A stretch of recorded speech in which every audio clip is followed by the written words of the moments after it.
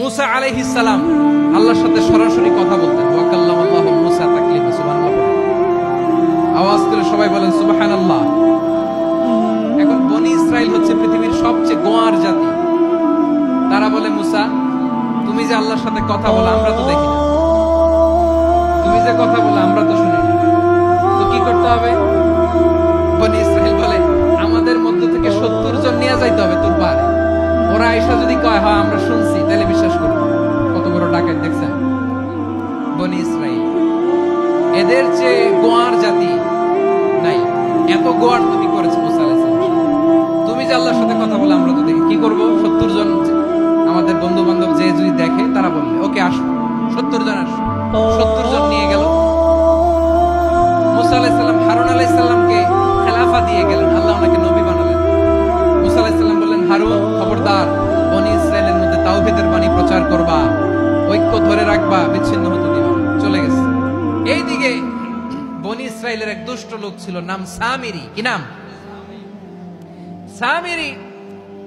সে সবাইরে বলল তোমাদের স্বর্ণগুলো ফালাও। স্বর্ণগুলো ফেললো। বনি ইসরাইলের স্বর্ণগুলোকে গলিয়ে সে একটা গরুর বাচ্চা বানালো। গোবৎস। কিসের বাচ্চা? দেখেন গরুর পূজা কিভাবে শুরু হয় পৃথিবীতে প্রথম। গোবৎস পূজা, গরুর বাচ্চার পূজা কিভাবে। সে স্বর্ণ গলি গরুর বাচ্চা করে, জিবরাইল আলাইহিস সালাম যে জমিনে এসেছিলেন, ওই ফেরেশতার পায়ের নিচের একটু মাটি সে বুদ্ধি করে প্যাকেটে রেখে দিছিল। সে গরুর বাচ্চা বানায় স্বর্ণ দিয়ে গলিয়ে ওই মাটি এটার মধ্যে ঢুকাই দিছে ভেলকি দেওয়ার জন্য।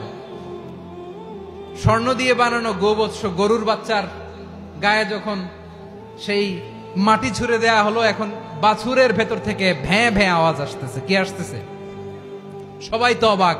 সামিরি বলে, আরে তোমরা যে 70 জন দিয়ে মুসা আলাইহিস সালামরে পাঠাইছো ওইদিকে, এত ঘুরতেছে, আল্লাহরে খুঁজে পায় না, আল্লাহ তো এটার ভিতরে ঢুকছে।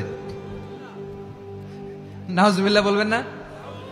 তোমরা যে 70 জন দিয়ে পাঠাইলা, 70 জন নিয়ে মুসা আলাইহিস সালাম খালি ঘুরতেছে, আল্লাহরে পায় না। পাবে কেমনে? আল্লাহ তো নাউজুবিল্লাহ এটার ভিতরে। সেজদা দাও। এই সেজদা দিয়ে গেল। আল্লাহর নবী হারুন আলাইহিস সালাম বললেন, খবরদার, এটা সুস্পষ্ট শিরক।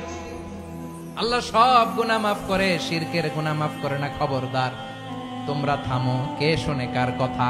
এই যে যেমন এখন আপনারা আমার কথা শুনতেছেন না? শুনতেছেন?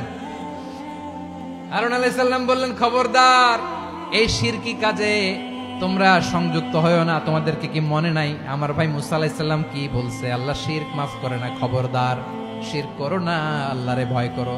হারুন আলাইহিস সালাম তাদেরকে বুঝালেন, শিরক করো না, আল্লাহরে ভয় করো। শুধু এতটুকুই তিনি বুঝালেন, দাওয়াতি কাজ পালন করলেন, কিন্তু প্রতিরোধ করেন নাই, সশস্ত্র সংগ্রামে লিপ্ত হন নাই, বাধা দেন নাই। কারণ গৃহযুদ্ধ বেঁধে যেতে পারে। উনি ভাবলেন, আমি যদি আমার বাহিনী নিয়ে দাওয়াত দেওয়ার সাথে সাথে প্রতিরোধ করি, আক্রমণ করি, ওরাও আমারে আক্রমণ করবে, ব্লাডশিড হবে, রক্তপাত। এমন অবস্থা হবে বনি ইসরাইলের মধ্যে, যেটা হয়তো আমার ভাই মুসাও কন্ট্রোল করতে পারবে না। সুবহানাল্লাহ কইবেন না? এক একজন নবীকে আল্লাহ তাআলা কি ইন্টেলেক্ট দিয়ে পাঠিয়েছেন। তিনি ভাবলেন, আমি দাওয়াতি কাজটাই করি, এটা যে হারাম এটা থেকে শুধু বারণ করি, কিন্তু প্রতিরোধ না করি। আমি যদি ঐক্য ধরে রাখতে পারি, বাকিটা আমার ভাই সামলে নেবে। সুবহানাল্লাহ।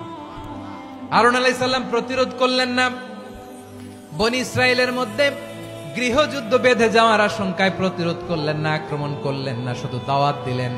ইন দা মিন টাইম মুসা আলাইহিস সালাম আল্লাহর সাথে কথা বলে যখন ফিরে আসলেন, দেখলেন বনি ইসরাইলের অধিকাংশ লোক মুশরিক হয়ে গেছে।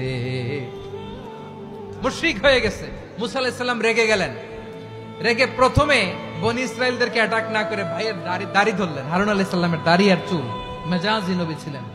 হারুন, তুমি কি করলা? তোমারে কি দায়িত্ব দিয়ে গেলাম? তুমি কি করলা? তুমি থাকতে বনি ইসরাইল কেমন করে শিরকের কাজে নিমজ্জিত হয়ে যায়? সাইয়েদনা হারুন আলাইহিস সালাম বললেন, ইন্নী, কোরআন সাক্ষী, কোরআন থেকে কোট করছি, ইন্নী খাশিতু আন তাকুলা ফাররাকতা বাইনা বনি ইসরাঈলা ওয়া লাম তারকুব কওলি। ও আমার ভাই, আমার দাড়ি ধরবেন না, আমার মারবেন না।